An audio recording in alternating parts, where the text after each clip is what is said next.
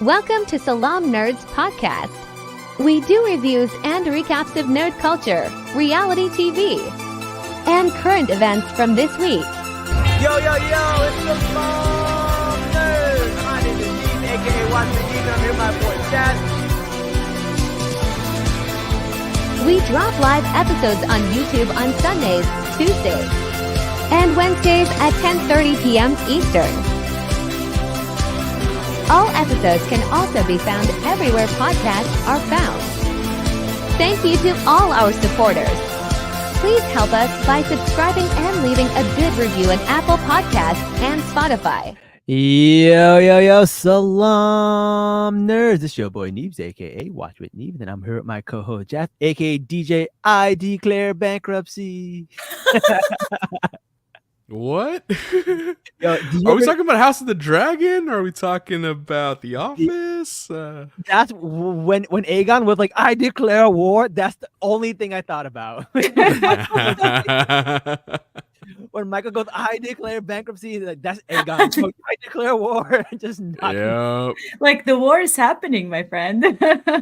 Like, I guess somebody needed to declare it. Like, officially, right? the violent portion of the war, no longer just messages and being like petty. It's happening. No sneak disses. It's the direct flight. That's right. Oh man. Are you really at war if you don't declare war in words publicly? You do. I don't know. Declare officially, man. That's how it has to happen. But welcome to the show, JJ. JJ, so good to have you back. How are you? I'm doing great. Glad to be back. Can't wait to talk about this episode. It's so good. Always a pleasure to be here. It is what people are saying in the comments. Saucy. Saucy is a word, definitely. All right. I can't wait to get into this episode. Hopefully you got a guest joining you. She's always around, so expect her every time. Awesome. We love cats on this episode. We probably had more cats on this episode than we had white men. Which is, you know what? That's a flex. I'm sorry. We're doing something right. Doing something right. We do love the white men that have been on our show though. There you go. but we champion diversity here. But listen. The gods punish us, or they're punishing somebody apparently, because Allison is having quite the meltdown, as she should. But something I've noticed in this is that she has a lot of sympathy for her daughter. She goes, "Look what they did to my baby girl." I know.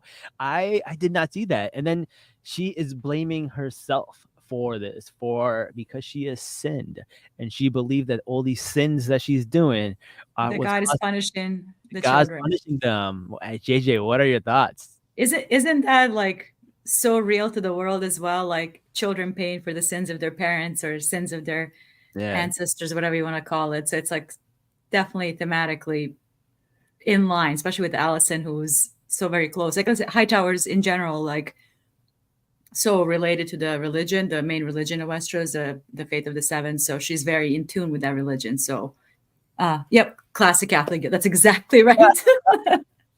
That is exactly right. It does sound like they're Catholic coded.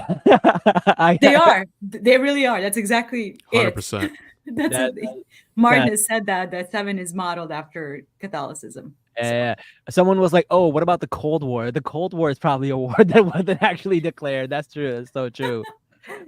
Someone said every brown mom does that though. They believe they're responsible for their children's evolution, which is also true. Thank you for Bougie Brown Babe who also commenting that. Oh man, we got people on Instagram, we got people on TikTok, we got people all over. Guys, hit us with your comments because we to all of them. They're a lot of fun.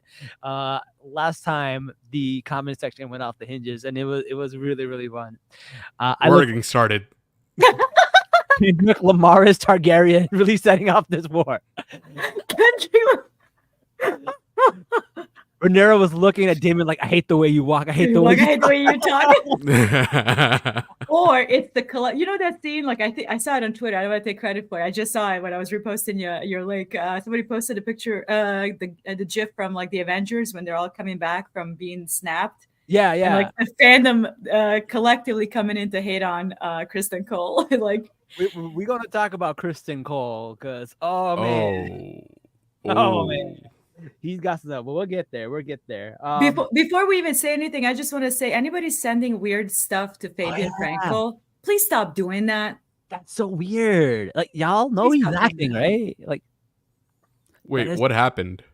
people were He's- he yeah, had to, saying he had to like Danish limit. shit. He had to limit his Instagram thing because people were writing like really nasty, mean messages on his Instagram. Why? People are so weird. They're That is He's so an extremely actor. That's not him. Like, it's fun to hate on the character, but like, why are you bothering? First of all, if you hate him that much, he's doing something right. That's the Correct. thing, right? yeah. It's bizarre. I'm having Jack Gleason flashbacks. The kid, he was a Yeah. teenager when he played Joffrey Baratheon. Like he was like, fandom was very brutal.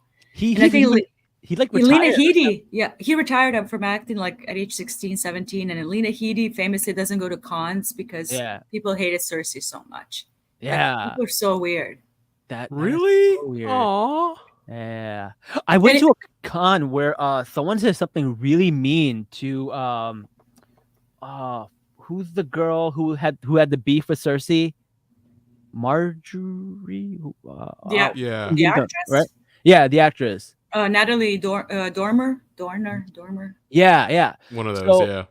People were someone came to a Q&A and asked her if she's ever been compared to Miss Piggy because of her nose, and I was like, that is the most rude. What? I was there live, like I was literally there at New York Shut Comic Con, up. and I was like, what a dumb fucking question to ask someone. That's awful. That was so awful, and like people booed her. People booed the person who asked, as they should. That's insane. Like, Good. The hot D fandom has been like on their. Can I say fuck shit on your? Yeah. You can Oh, say yeah, I that. know we're absolutely. lives. It's been on their fuck shit for a while, like sending like racism and bigotry towards its black actors. Oh, Now Fabian God. Frankel, who's also a man of color, misgendering Emma Darcy. Now there's body shaming of Ewan Mitchell. Like there's all kinds of weird fucking shit happening, and people need to fucking stop. Like be normal. Jesus It's Christ, so what the hell? weird.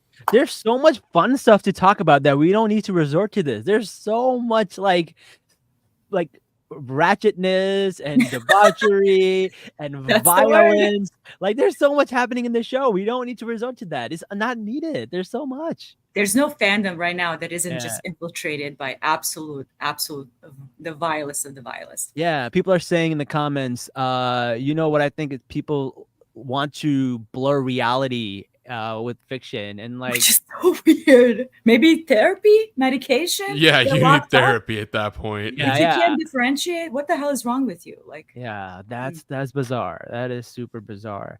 But back to Kristen Cole, the character.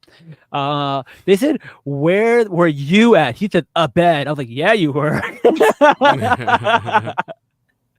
he was getting busy. What can you He- say? He was getting busy, man. But after all that guilt that these two had in the beginning of the episode, where do they end up at the end of the episode? Like, what is going on here? Like That- even like the character throughout the season, like the first time that he sees the bed chamber where the boy was murdered, he sees the bloody mattress and the bed being taken down. Like the actor, like he's really good, and I think that's why he's getting so much hate because he's such a good actor. Like Right. the way he's standing there, filled with this guilt and this shame, and then like Allison opens the door at one point and she asks him, "Did you tell anybody?" He's like, what do you take me for? Right. Like for somebody seeking absolution, it's like I'm way past that. yeah. So he is almost, and it's evident throughout the episode that this is a mad dog on loose, like just unleashed. He's got nothing to lose. So he projects all of that guilt and shame onto the Kingsguard. And same with Allison, they're like burdened with all this shame, I guess, this sin. And the only way they can actually like react is through desire and acting on Right. that desire. Like they have no Mhm. other outlet because a normal person is going to comfort their children when they're going Yeah. through such tremendous loss and tragedy, and she That's can't so do true. that. I also find it really interesting that she accuses Kristen Cole of like, "Have you told anybody?" But at the end of the episode, she just can't wait to tell her dad. And I'm like, "Yo, every accusation is an Pretty much. Always a confession. But Otto, did you catch it first episode? Otto knows. Oh yeah, he It's knows. implied. He follows them like he looks at him and he looks at her like Otter's not a stupid person. And I think that's sort of like really reinforced in this episode as well, that he's playing smart. Yeah. It doesn't matter how depraved the smart is, but it's within the context of what's happening. It's exactly what a hand would do. Capitalize on your grandson's murder, display him like a butchered animal to create this marketing and propaganda for your cause. It was just depraved. He was gaslighting like hell. Pretty much. Is he talking about Kristen Cole, or is he talking about Otto? Yeah, I'm guessing Kristen Cole. Kristen Cole was definitely gaslighting. Like, oh yeah, he was projecting everything that he was accusing Arik of. Yeah, that was his own admission. Yeah, but he's doing it by projecting onto Arik. But Arik had some answers. He was like, how come? Where were you? First of all, and second of all, you didn't even like appoint a guard for the queen. Like, who does that? Which like weird. And then at the end of the episode, the motherfucker gets promoted. Like, he's failing upward. Like since season 1, he's straight up failing upwards. I'm sure he's a person of color. Like he might just be failing upwards. He's got the privilege of a white man. He's part Indian, man. Did you know he's part Indian? He's Indian Jewish, which is really cool. Fabian is. Yeah. I thought that was really funny though. But what was not funny was the funeral procession. I had a hard time watching that. Ooh. My heart came down to my stomach into a pit. Oh my god. Someone says, back about it's because they're both tortured by their sins. Their sense of self are conditioned upon their belief that they are good, God-fearing people. Ooh, that's pretty true. Dang. That's crazy. That's whoever crazy. wrote that. You have a career in wrapping. Bougie Brown Babe on Instagram is that's dropping some knowledge. Yeah, our girl like that. I don't want to give away her name, but yes. Oh, my bad. It's all good. But yeah, I had a really hard time with that scene for two reasons that are both related. Number one is like you can see like first of all, a child's decapitated head is just crazy. Like right, they had stitches and stuff like that, right? Which it hits even harder because just a few weeks ago we saw something like that in real life, right? Yeah. So that hit, and if you don't know what I'm talking about, look up Gaza and beheaded head, and it's terrible. You probably do not want to see that image. I saw that image and I couldn't sleep. Second, a few years ago, there was a thing with a journalist who was a Christian journalist, Christian Palestinian journalist, and they had a funeral procession for her, and the IDF came and they beat people while they were carrying her casket, and her casket fell. Oh, I've seen that. I right? saw that. And those two things really made me triggered me in this scene, and I'm just like, damn. It's so crazy how stuff that's happening in the real world is relating to this, and that scene hit very, very different. And I know it wasn't their intention, but the timing of it was really, I don't know what the word for it is, but if anything can like help you guys sympathize, if even fiction can help you sympathize with the real cause that's happening there, I would like to relate the two to kind of help people empathize with what's happening there. Someone says, as a mom, the funeral and the bed being removed from the nursery, I was in shambles. Oh my god, the bed being August, moved. I'm so sorry. Yeah, that was rough. Man, the bed being moved was insane. Like the whole scene starts with like such chaos within the castle. Like all the servants are being rounded up essentially. Yeah. The hound dogs are being like sniffing the boys' clothes so they can find a perp. Like it was just chaotic and a bloody sheet and like just the aftermath of it all, and everybody reacting differently. Like Aemond is in like detective mode. He's just very like cool, calm, and collected. Aegon is destroying his dad's Lego set. Like he's so full of rage.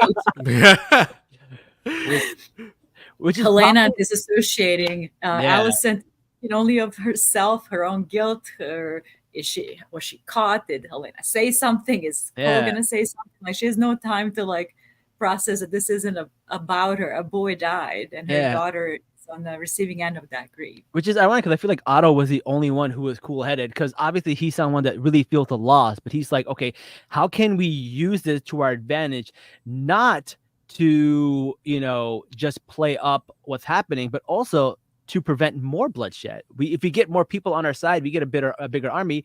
Maybe we won't have to go to war. Maybe we can scare them off. Maybe we can win the popularity war, right? Because you get more banners, like obviously. Right? What do you do? Right? Making people lose support for another person may help you save more people in the long run, right? You might not have to have a war. But you know, the Michael Scott of Westeros fucked that up at the end. Oh boy. I declare bankruptcy. I declare bankruptcy. Oh, neat. Oh man. Oh, that's great. I didn't see that comparison on Twitter yet. I hope you posted in like a GIF form or something. Neebs, that's you, man. I got that. Arik, we were asking too many questions. That's why Cole sent him on a suicide mission. That is true, man. He was asking too many questions. Too. He was gassing him. He's like, if you succeed, this is glory for you. Like, try to guilt him in because your brother like deflected, betrayed. Oh, that's why the boy got killed. Like, the manipulation was insane because he started off saying like, hey, how do we know you didn't make this happen? And then if you really thought that he was part of this, why would you entrust him with this other mission? Right? It makes no sense. But like the gaslighting was so strong that Eric was like, yeah, I guess I'll do it. Like, it was so weird. It's a win-win for Cole. He gets rid of Arik, who he was gaslighting to get him out of the way, who he doesn't trust, and maybe get Rhaenyra killed in the process. So it's a win-win, I guess, for him. So the outcome didn't quite matter for him. It was a suicide mission at the end of the day. JJ, don't freak out, but Sagar Sheikh just joined the chat on Instagram. Who joined Instagram? Sagar Sheikh, the brother from Miss Marvel. If you guys don't know, I'm like blushing. JJ back in the day made a thirst trap about him. I didn't even tag him. And I just saw he joined, so I wanted to blow up your spot real quick. He says hi. He actually says hi on the chat. Oh, that's so funny. Oh my god, my cheeks are so red. I'm gonna screen capture this and send this to you. That was so funny. I was like, you're the perfect person to be on while that's happening. Oh man. All right, back to Game of Thrones. Starstruck. I'm sorry. Yes, let's get to the comments real quick. What was the significance of Helena looking at the flowers? What's the significance of Helena looking at the flowers? It was an interesting contrast with Rhaenyra and the dust. So it was disassociating is what I was thinking, right? Kind of just like out of it. But visually, like, because a lot of the story was very visually storytelling. It's ash. It's foreshadowing a very fiery war. Everybody burning and ash. There was a lot of that in this episode. Even in the beginning, when the boy with the chimney sweep was being pushed on the floor, we saw all the ash go on the floor, and then that same ash turned into the Lego set being like blown up, right? So it was really cool transitions using ash in this show. You're absolutely right. I didn't even make that connection. And like a little bit of a lore crumb. This is like a Easter egg, like that. The panorama or whatever Lego set that Viserys was making. It's like of ancient Valyria, where they stem from. Yeah. And that whole city was destroyed in this cataclysmic event. So to watch it get destroyed again. That's crazy. It's interesting. History repeats itself. History repeats itself. As always. What did you guys think about the funeral procession? It was kind of just like, I found this on the web for repeat your. Whoa. That was Siri. That was Siri trying to silence me.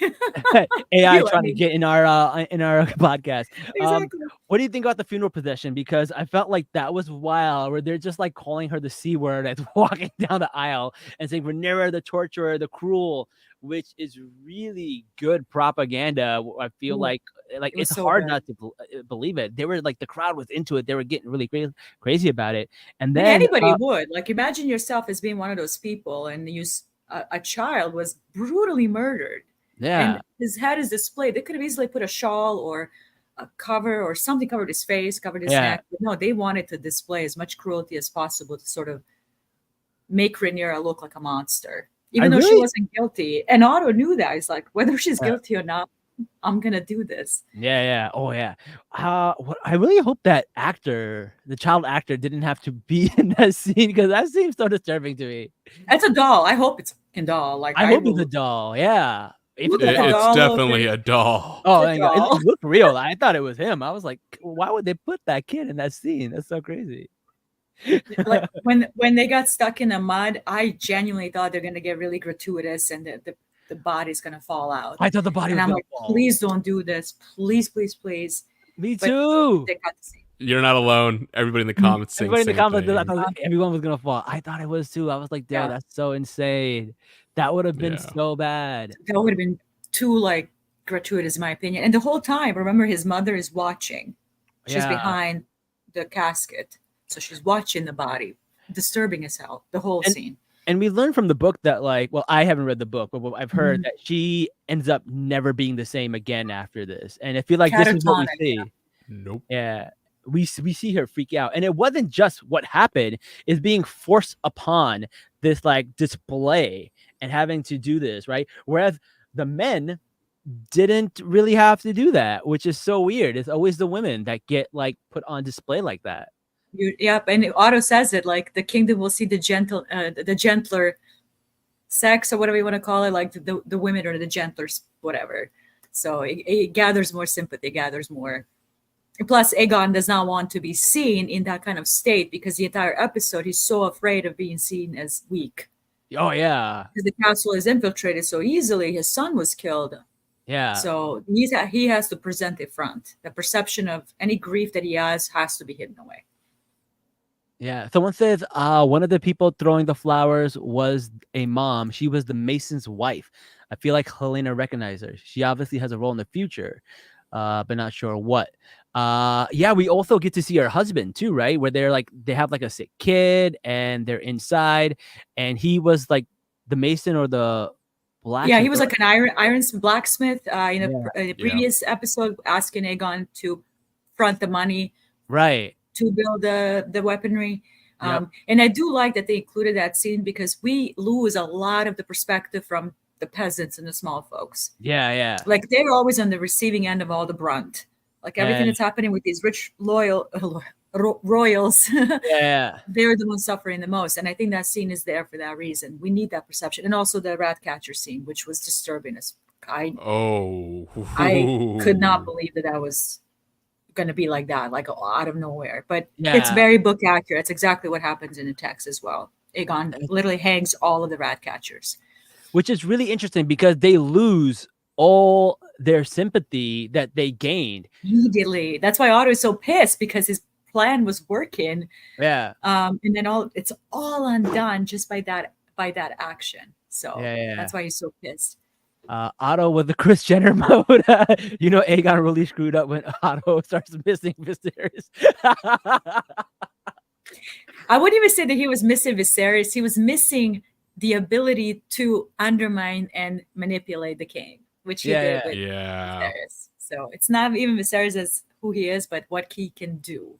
Yeah. Oh man, that's really, really funny. I do love these comments, man. Like they keep calling him Crispy Cole. Crispy Cole. Crispy Cole. I've seen. I've called him Crispin Coleslaw. Some of that. Crispin Coleslaw. Something like that. I've seen all kinds of nicknames. That's so funny. Otto realizing he should have crowned Rhaenyra when he found out what Crispy Cole did. Yeah, I know that's a joke. It's a running joke, but that's not the case. Like even now, Greens have a succession crisis because they changed the outcome of Blood and Cheese. There's no second son in the picture. So now Aegon doesn't have an heir. It's Jaehaera, the girl. So now they're in the same position as Viserys was. Or Aemond. We don't know. It could be Aemond now that we have Daeron was name dropped, which... that's true. Another brother. Another brother. Casual viewers were probably a little bit confused. I was like, who the hell did they just mention? I was like, who? What? But between all the 4 kids. That's crazy. Between all the sons and the dragons, man, I need like a PowerPoint. Where is my PowerPoint? No. The chart. Oh damn, you got it laminated? Beautiful. That's crazy. Oh, I have a chart. I haven't mememorized too, which I need help. I need to touch grass. No. You are perfect for this. Yeah, you're perfect for this. all your knowledge has been culminating to this podcast, and we are grateful. Yay! Oh my god. People need to Cash App you after every episode. Drop your Cash App. Right, yep. I learned something new. Here's $1. Like buy her a coffee. Just Venmo her. support my brain rot about the last 2 books of the series that they're happening, and that's a payment for me. Okay. Just support my delusion. That's all. Don't like be negative. Just support my delusion. Yeah. Let's talk a little bit about Rhaenyra and Daemon, because they're all having this conversation at the table, and she's like, "I would never do this," and then Daemon's just looking like, like, you ever see that meme? The meme with the grin. like, He's smirking, and Rhaenys clocked him like immediately, which was probably one of my favorite moments. That she's so perceptive of him, like she knows him quite well. Yeah, and it's so, and then they have this big fight where she's like, "Listen, you've always wanted this. This was yours, and you were scorned from it. And you didn't get the title and everything." And she was like, "When I was younger, I thought of it as a challenge, but now I have enough challenges of my own." Enough challenges. It's a great line. I thought that was a great line. Also, she kind of like talked about how, like, you know, when all of this stuff happened because of like what they did when she was young. And I was like, that is true. She was young. So like Damien's like, you know, certified lover boy, certified pedophile. That's what I feel like going on with him. She called him out on that. And she's like, all right, listen, I was young back then. I didn't know what was happening, but now I have my own challenges. Now I'm not this like starstruck girl who's like enamored by him. I need you to like, you know, get your shit together. And she calls him pathetic. And I was like, damn, she's really grown up. She's really she like struck a nerve. Yeah. And it's probably like, A minor. A lot of Kendrick references in this episode. No comment. All right. No comment. Let's go. Well, speaking of that, we'll also talk about Aemond being cradled into like the fetal position while this like mistress is like coddling him. What's going on there? What are your thoughts about that?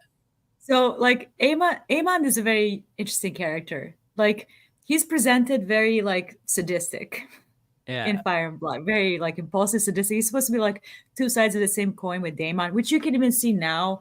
There's that second son syndrome. Like, I should have been, like, Aegon being so unfit for the role. Aemond is a better fit. Daemon probably feels the same way. The Viserys was unfit. It should have been me, but you see that in the scene with Rhaenyra.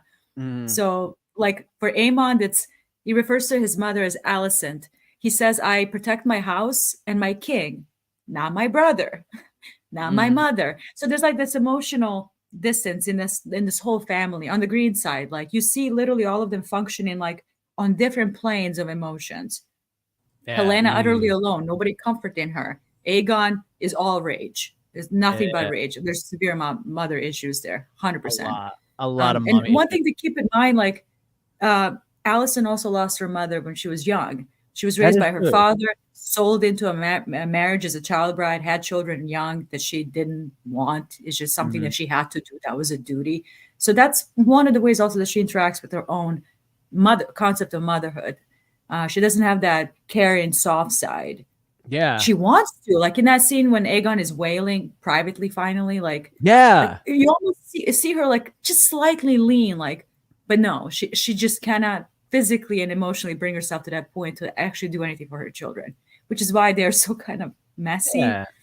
That is strange. Understatement of the year. Understatement of the year. And I think Aemond in that moment, because a brothel is usually a place where these lords drop their little secrets. They drop their all of their feelings to the sex workers, and they usually guard those secrets because they want to keep favors. Yeah, sex workers are just therapists. They are therapists, technically. That's exactly what that was. And it's almost like, at least visually, like he's naked, he's cradled, and at one point she tries to like touch him between his legs, and he pushes her away. He's like, that's not the kind of comfort that he's seeking. He doesn't even have his eye patch on, like completely like raw. I love that fucking special effect of his sapphire eye being so visible. Like in the first season, you see it really clearly. Like I hate that he's wearing a patch. I get it, but I just wish it was more prominent. So it was very exciting to see that. So he's like cradled in fetal position, literally just saying one thing that is absolutely true that he would not share to anybody else, which he regrets his business with Lucerys Velaryon. Like Aemond, between his family and in that council room, there's no fucking way he's saying, "Oh my God, I killed him. I feel so guilty." No, he'll take credit for it. I took what was mine. I was bullied. They maimed me. This was my revenge. Like I imagine that's how the conversation went. But we he's so awful. We kind of forget like he was bullied, and until that scene, I was like, oh yeah, they did bully him. But like They brought out a pig. They brought out a pig, yeah. Even his own brother was part of it. He was like he ganged up with his cousins to make fun of his own brother, and yeah, I get that. And like even Aemond in the previous episode when he's sitting on a throne, he's talking about Aemond, my brother. He'll fall in line. He'll do whatever I need him to. So he like. That's how he regards him. Like, I got his loyalty. I don't have to worry about anything. But now, like, it gets a little more interesting now that Aemond is technically second in line. If they're going by male primogeniture, I think that's the word. Yeah. Because I just don't see Otto Hightower or Aegon crowning the daughter. I just don't see that. Not in this family. Yeah. Nope. That makes a lot of sense. Yeah. So we got that. Let's see. Yes. Farrah, right there. What she said. What she said. Let's go to some comments, Jazz. Let's pop up some comments. The difference between Rhaenyra comforting Jace and Alicent seeing Aegon breaking down, crying, and just leaving is infuriating. Yeah, well, it makes sense. Like DJ, you said, like she had a mother, right? She had experience. She had like moments with her mom and stuff like that, whereas Alicent didn't. And that it's really implied that Alicent's mom died young as well. Like Rhaenyra lost her mom in the first season. I think Alicent lost her mom even younger. Even younger, yeah. She was literally sold right into the marriage immediately. But yeah, I feel like the show really is trying to make us root for the blacks a little bit more. But there are parts of it where you're kind of like, bad things are happening to the greens too. It's kind of like. And that's something that I always kind of try to reinforce, at least within the fandom. You can have fun, team black, team green. You have to understand what the overall thing is. You removed Rhaenyra's gender out of the equation, this war is not happening. Yeah. It's gender-based war. So that's why, like, obviously people are going to be more on Team Black supporting Viserys' heir, who happens to be a woman. You remove the gender, the war doesn't happen. That is the overarching theme here. And you see that repeated throughout, like, here. Because I can go into heavy detail. Oh, that's the whole point of Fire and Blood. It's sort of like to build on the dynasties so that it can fill in the gaps for Daenerys' story in the current saga of this rejection of the feminine too. So there's parts of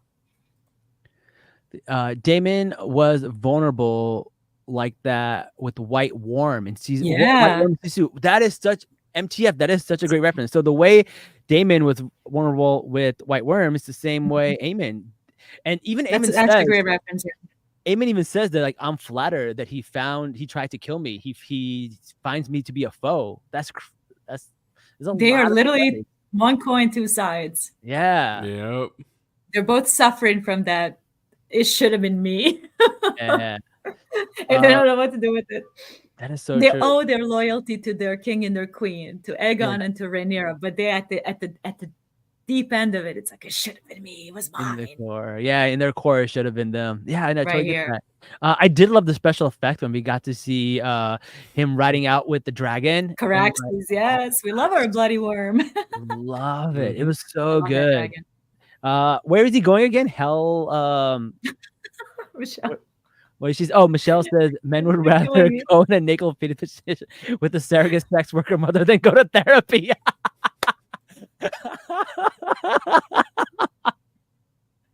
Anything but go to therapy. When they go to war, they go to sex workers. Fantastic.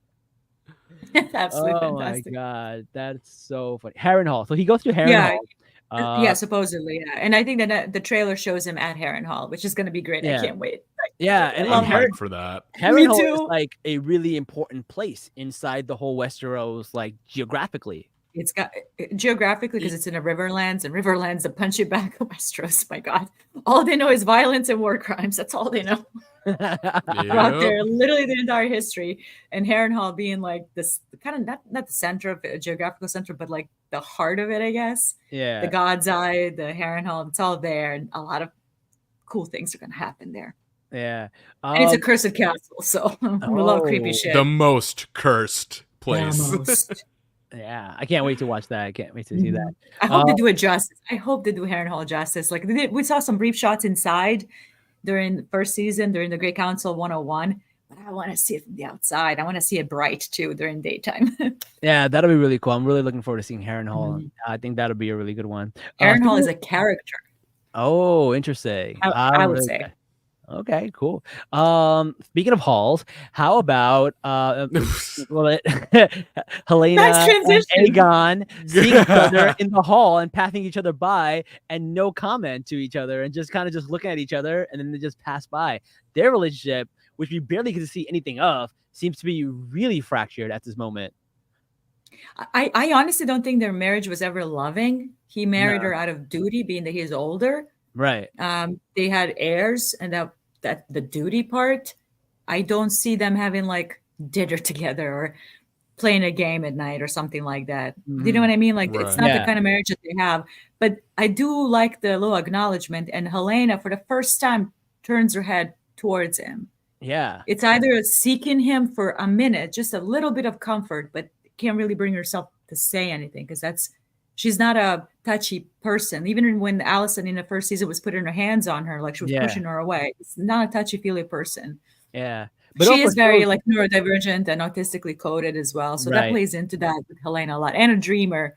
I think she lives in a constant state of a dream, which is why the blood and cheese, like when it's happening, it's blurring the line of reality and a nightmare. It also shows how like alone she is, right? Like she's completely alone because she doesn't really have anyone. That's good. Someone said the actor said Aegon here understands Helena's, given that they're going through the same pain that no one else understands. Yeah, that makes sense. It made sense to me. They looked at each other and they understood. Yeah, but they just don't have that intimacy. I don't know if that makes sense. That makes a lot of sense. There was a scene where Allison took a bath and she takes off all her clothes and she goes into the bath. And for a second, I thought she was going to kill herself. I thought she was going to drown herself. I thought she was going to flog herself initially. I didn't see the bath when she was taking off her. I thought she was going to like flog herself. But then like a punishment, like for the sin. But then when she's in the bath, to me, like that signifies she's trying to wash away the sin. That's usually a symbolic representation of like, like flogging, punishing yourself, or like washing away with water. Yeah, we just got a comment. She was trying to purify herself.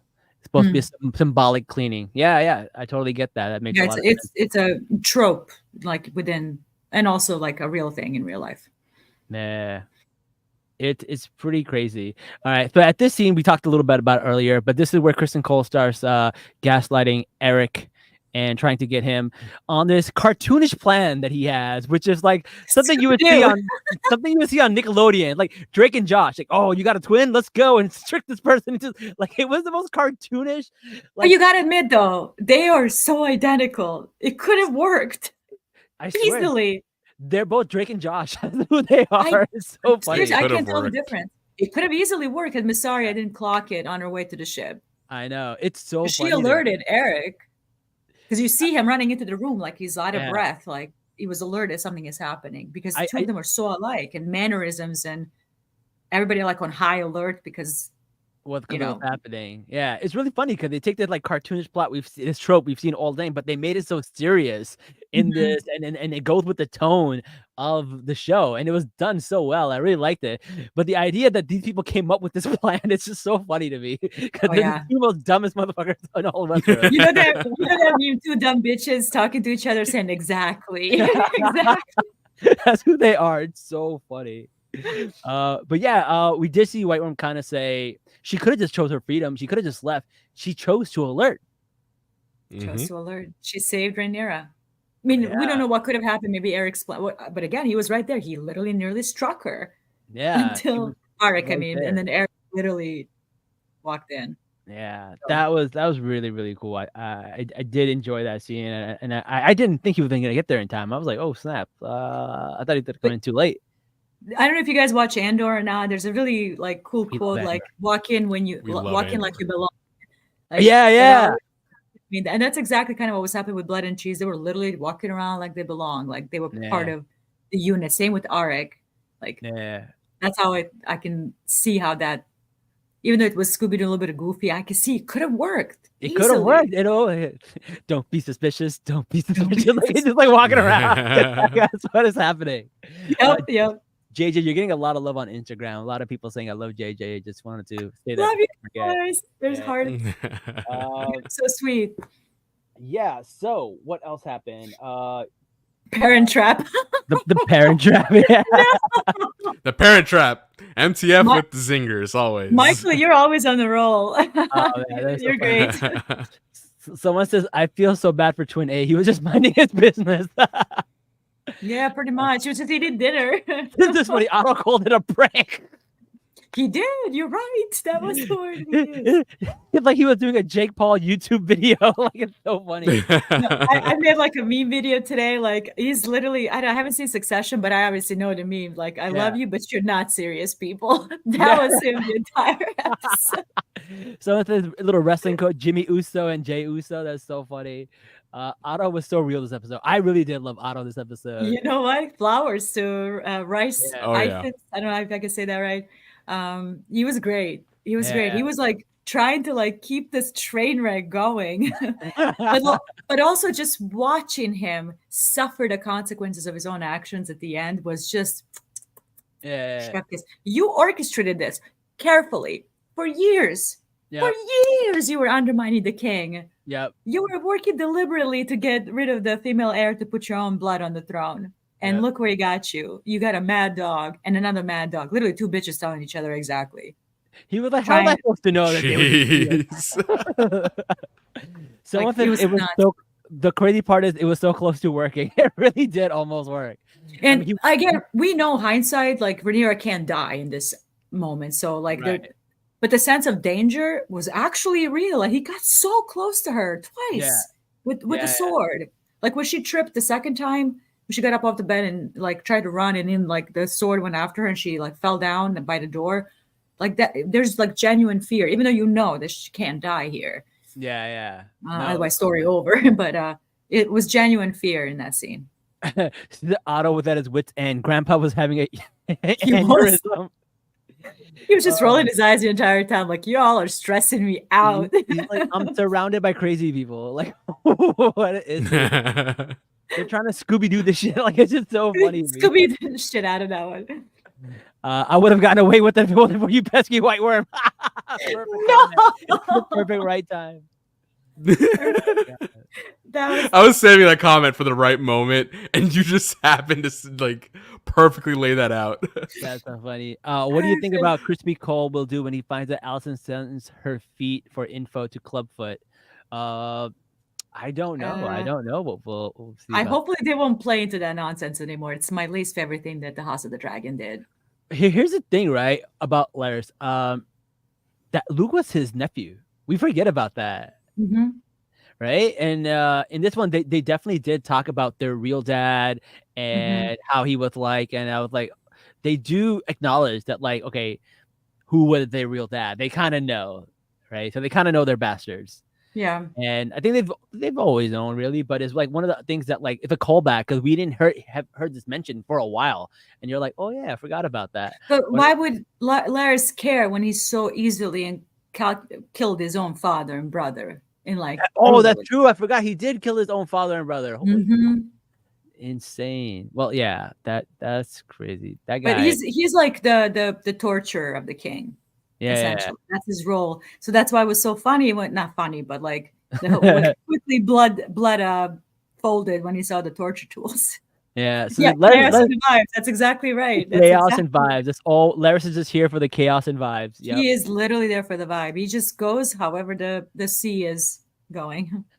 Otto had a boomer line. He goes, "In my time, Viserys was a good king." That's exactly right. He went to boomer mode. That's so funny. But he cleared Aegon in that moment right before he left, right before he dehanded him. He's like, "My father chose me," and he's like, "Is that what you think?" Oh, did he though? Like, I was, and Aemond acknowledging the usurpation the previous episode, Otto saying it now. It's like, yeah, thank you.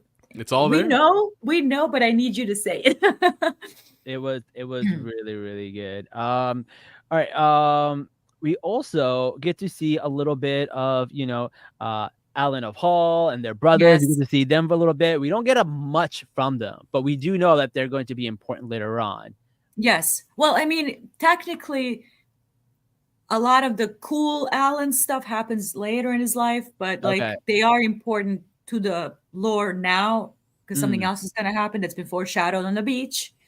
Gotcha. Which I'm very excited for. Like the Hall brothers are some of my favorite characters in the entire Fire and Blood. They just do a lot of cool things.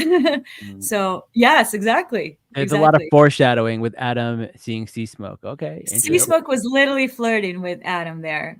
Like he was scoping him out. So like scoping him out. Because we haven't seen Sea Smoke. Who knows where he's been, but he like flew right by Adam's head and he saw him. Yeah. I'm very, very curious how that's gonna play out. Because there's a spot in a trailer, official trailer, so it's not a spoiler, of Rhaenyra and Syrax and Sea Smoke and another character. It's very zoomed out, so you can't see, but assumption is it's Adam probably. But I love the brothers because they're quite different, especially now in the show. There's like a lot of twin dualities, not just twins, but like duality in general. The motherhood, like how Alicent perceives motherhood, how Rhaenyra perceives motherhood, Eric, Arik, Aemond, Daemon. I mean, we can go on. Cersei, Jaime, all that. And then with Alan and Adam, you can see how different they are. Adam is more like still very naive. Yeah. He's like, we could get glory out of this, make names for ourselves, while Alan is a bit more jaded because he saw some violence. Yeah. He's been on the so he's seen like the war is coming. This isn't a joke. Like, and Adam is trying to like kind of be more chill, be more like, this is our opportunity. But like, he does talk a little bit about the king owing him a favor. Do we know why King, they owed her? You meant Corlys, the Lord of the Driftmark? Yeah. I mean, spoilers. Oh, it's spoilers. Okay, don't share it in spoilers. Okay, I thought we already knew, but I guess we don't. Okay. No, there's implications there for later payoff. Gotcha. All right. How about that pillow talk about them just like laying in bed talking about like Rhaenyra and they're so Daemon. cute. It's so funny. It was in that moment I realized she should be the real queen. Like none of this would have happened. They should have just honored it from the beginning. It would have been fine. A lot of this would have waited. I know. A lot of it. Yeah, a lot of it. Jaehaerys the First doesn't have enemies. I'm dead. They are the only non-toxic couple. Yeah, they're the only non-toxic couple. Yeah, man. They're like they're like just chilling, having sex all the time in their 60s. Like who wouldn't want that life? Living the dream. I respect it. That is true. So let's go back to Mysaria and about like what's going on. So when she has this conversation with Rhaenyra, it looked like Rhaenyra doesn't recognize her, but I totally forgot that she was almost Daemon's queen. I was like, oh yeah, I forgot about that whole thing. Daemon is bullshitting the whole time. He would have never married Mysaria. Maybe he would have.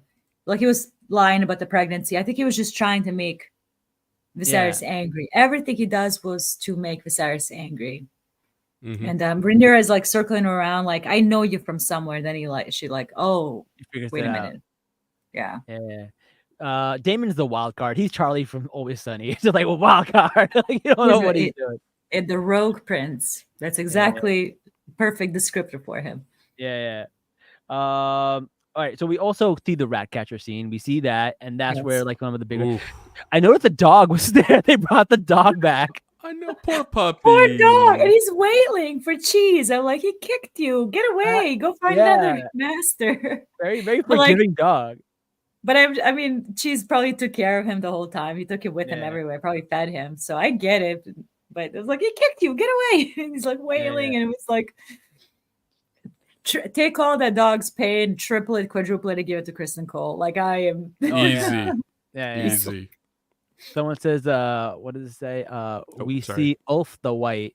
Yes, that's the Iron Smith. Oh, the Iron Smith. Yeah. Iron Smith it was right in that scene as well. Yeah.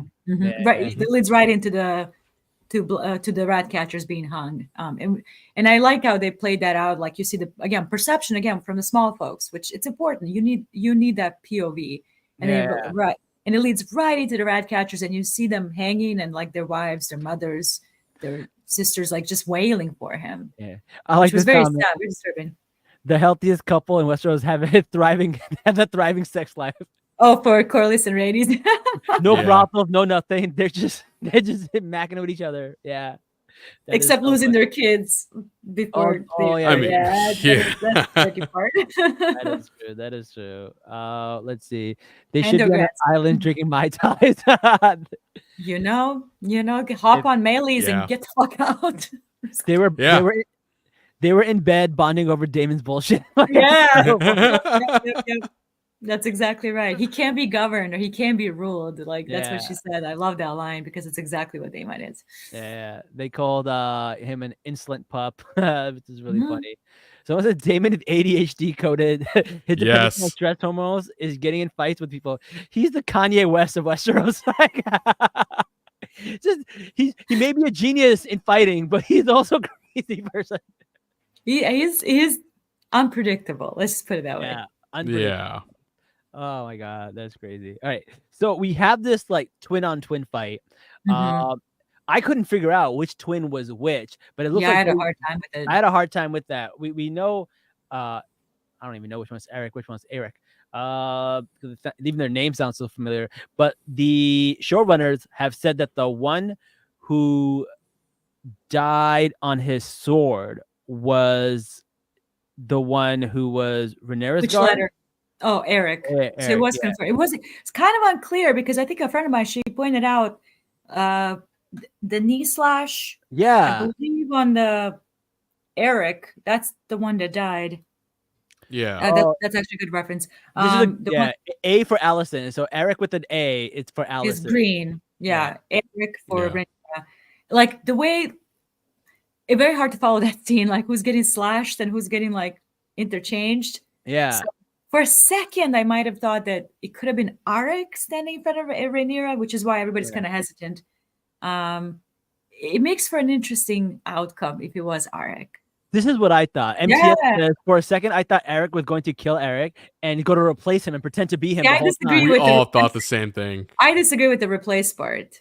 Like once that brother died, the other brother was not gonna live. Yeah. No fucking way. Like killing that brother. Yeah.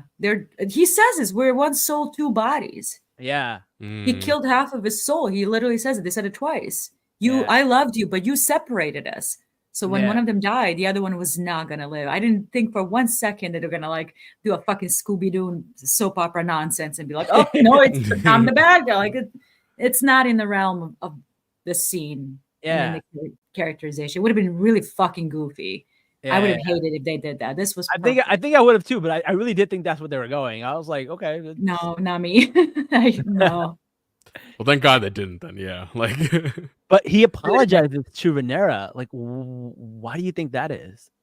Because if it's Eric, it is Eric. Like, I mean, obviously the showrunner confirmed. He apologizes to her because I can't protect you anymore, but I cannot stay alive. Yeah. I can't go on. Yeah. I'm no longer in your service. I'm so sorry.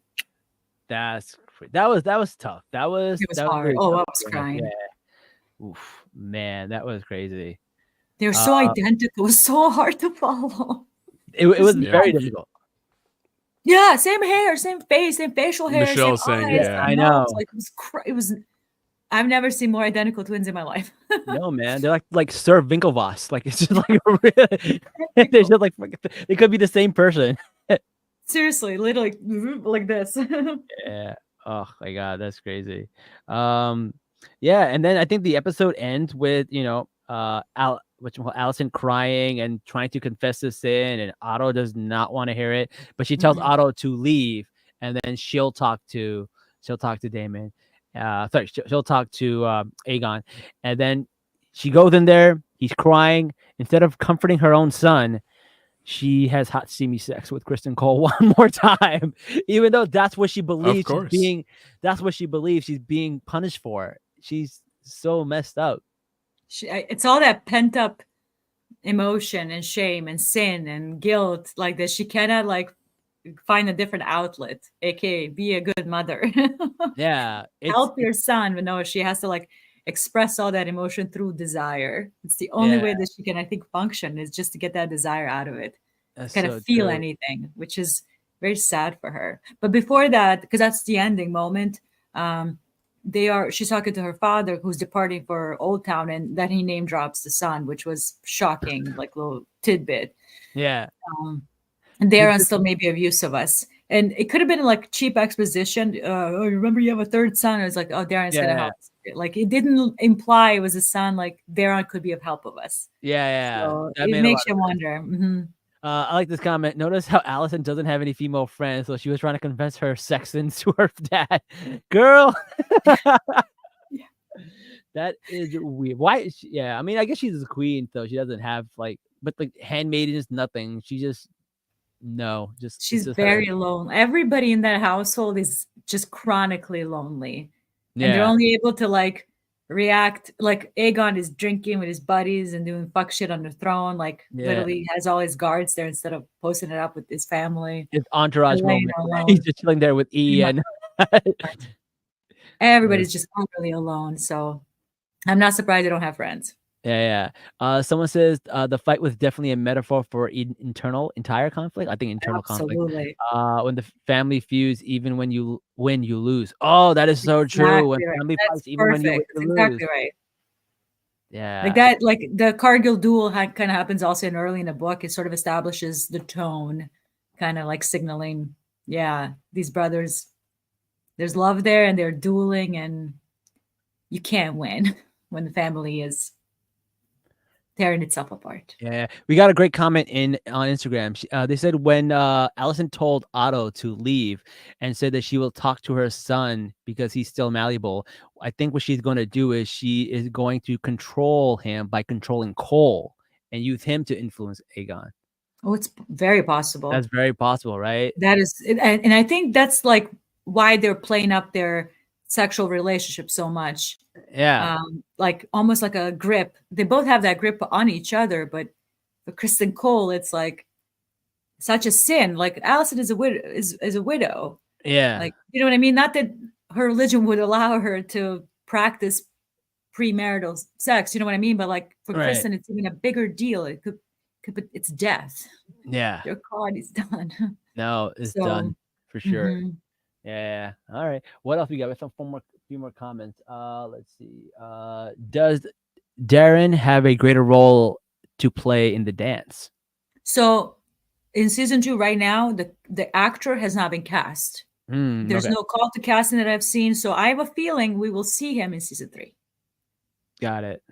Because I mean, obviously the show is filmed and it would have been a name somewhere. I'm sorry. I think that's how it works. There's going to be a name somewhere of somebody that was acting. Yeah. And a lot of his scenes that are going to come are outdoors. Somebody would have seen it. Like there were leaks fucking everywhere. I'm sorry. Oh, yeah. Everywhere. So the fact that we don't have anything, I am going to take a wild guess, season 3.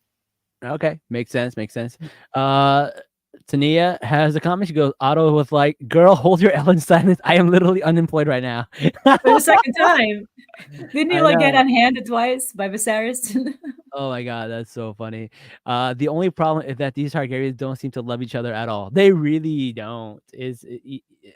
I mean, that's not really right. You look at like Rhaenyra, she loves her children. They're well adjusted. Yeah, Corlys loves Rhaenys. Rhaenys loves Corlys. They love their children. Toxic, but there's still love there. Which family isn't? Like, let's not act like we're all like fucking perfect. Every family has their own thing, but like for the most part, like on the black side, you have genuine connections and people that love each other. Like even Jason Bela, which Bela finally gets a speaking role. I've been praying for this moment. Yeah. Even though this is very like green oriented episodes due to Blood and Cheese and the repercussions of that. So yeah, as the seasons move along, the dragon twins are going to play a larger role. Hopefully, I'm crossing my fingers. Like even you see with Jason Bela, they have a connection. There's actual something nice there. It's not just they're betrothed like by their parents, but like they have a connection through their fathers. Yeah, Bela apparently hates, which I don't quite get why they're going in that direction. Yeah, confuses me a bit, but we'll see how it pays off. I don't want to jump ahead. Yeah, I mean, it does. Like, I don't know which way they're gonna go, but like, there are routes for that because like he didn't want to move, which led to her mother being killed, right? And maybe he was distant after she got killed or something like that. But there is some kind of like love there, right? There should be, yes. Right, it definitely was. So, although I feel like hate isn't the opposite of love. Indifference is, right? So you could hate somebody and still love them. So I think that's fair. Fantastic said. That was well put, man. That was great. Yeah. All right, we got a few more comments. We got what if Leonor on Smoke coming to see Rhaenyra after finding out what happened to Luke? Oh, interesting. That would be wild. That will be wild. I love the build up Very and interesting. tension right now until we get the action, dragons, and fire from the sky. Yeah. Pretty much the foreshadowing in this episode, like all of the smoke, all of the ash and smoke that you mentioned, and then Helena and Rhaenyra having their own like ash visions or foreshadowing. I mean, those images. Yeah. All right. Cool. This was a good episode, man. I loved it. I really liked it. Let's see what kind of shenanigans our Scooby-Doo team gets up to next. I can't wait to see Aegon and Kristen Cole come up with more plans. Oh, the chaotic duo. They're gonna cause so many problems. I can't wait. It's gonna be a mess. No Otto Hightower to reel in anybody. Oh my god, they're the fucking Keenan and Kel of King's Landing. I can't wait. No, you didn't. I can't wait for this duo to start up the craziest Hilarious. stuff. It's gonna be fun. All right, guys. Before we go, JJ, let people know where they can find you. You can find me on all social medias: TikTok, Twitter, and Instagram under Lady Dragon JJ. I talk about A Song of Ice and Fire, Game of Thrones, and House of the Dragon. So awesome. And you guys can find me at Watch with Neebs at every single account. And don't forget to like, share, comment, subscribe. Give us a good review. We need reviews. I think we have about like 15, 16 reviews. We want to get up to 20. Get us some good reviews. Will make us easier to find on the algorithm. And don't forget to subscribe. And we'll be doing this every Monday from now until the end of the season. Hopefully JJ could, I will do my best. I will do my best. I promise. Yes, do your best. And then, guys, if you're in the comment section, we will share as many comments as can. We will react to them. So please join us in the comments. The YouTube is nuts. We usually have like 100 people on the YouTube comment section. It's a lot of fun. We had a lot of people on Instagram today too. So it's so good. We got Pursuer of God. It keeps getting worse and worse. Yeah, their antics do keep getting worse and worse. And it's just going to get worse. Yeah, so join us every Monday at 10:30 p.m. Eastern as we discuss this with JJ, Jazz, myself, and sometimes Rich. And until next time, guys, Salaam, nerds. Bye.